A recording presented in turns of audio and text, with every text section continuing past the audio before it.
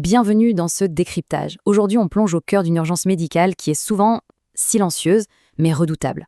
On va décoder une mécanique corporelle ultra complexe et pour ça, on va utiliser une analogie qui est franchement absolument fascinante. Bon, imaginons un instant notre moelle épinière comme une immense voie express. Une autoroute géante, d'accord, qui relierait le cerveau à absolument tout le reste du corps. La question c'est, que se passe-t-il quand le trafic sur cette autoroute s'arrête net, d'une seconde à l'autre?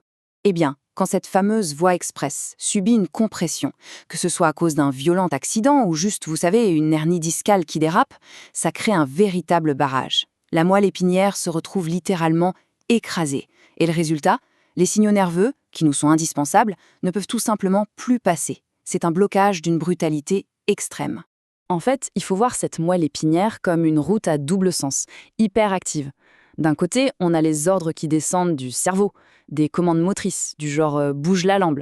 Et de l'autre côté, dans l'autre sens, on a les infos sensorielles qui remontent pour avertir le cerveau. Un peu comme une alarme qui dit attention, c'est chaud. Ce qui est dingue, c'est que quand cette communication vitale est subitement coupée, le corps tire immédiatement la sonnette d'alarme. Et cet appel à l'aide, il se manifeste comment? Par des faiblesses musculaires complètement inexpliquées, une perte brutale de sensations, ou même, et c'est là que ça devient complexe, une perturbation des fonctions automatiques, ces choses qu'on ne contrôle même pas consciemment. Alors déplaçons-nous maintenant tout en bas de cette fameuse autoroute.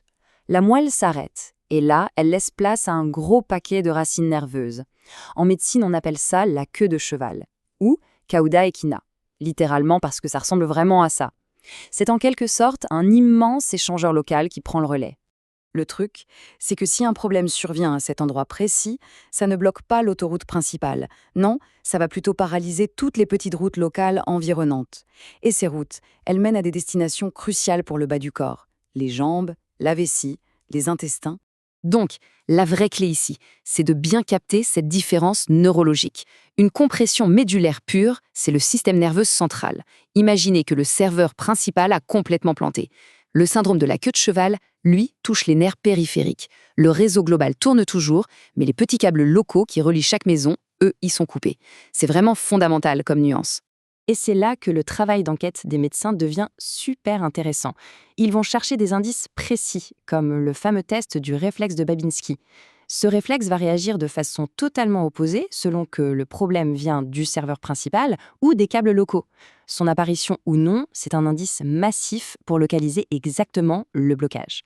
Mais au fait, d'où viennent ces fameux blocages si dangereux? Souvent, on voit deux grands scénarios. Soit l'impact est super brutal, un accident, une mauvaise chute ou une hernie qui claque d'un coup.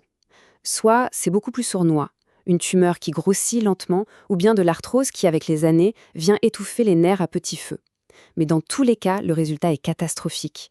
Et quand on parle de traiter tout ça, il y a un élément qu'il faut absolument avoir en tête, le temps.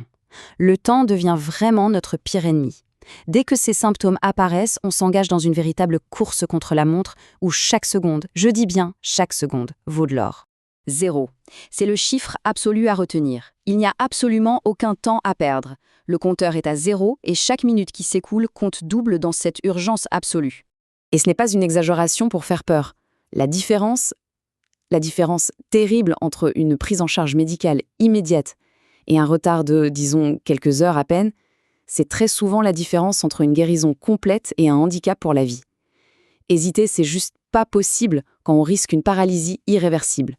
Le moment décisif, identifier les 3 drapeaux rouges. Alors, ces 3 signaux d'alerte, on va les décortiquer parce qu'ils s'enchaînent vite. D'abord, une douleur lombaire extrême, souvent accompagnée de faiblesse ou d'engourdissement dans les jambes. Ensuite, ce qu'on appelle l'anesthésie en selle. C'est une perte totale de sensation au niveau de l'entrejambe, là où on s'assoit sur un vélo. Et enfin, une perte soudaine et incontrôlable de la vessie ou des intestins. Si on repère ça, faut agir, et tout de suite.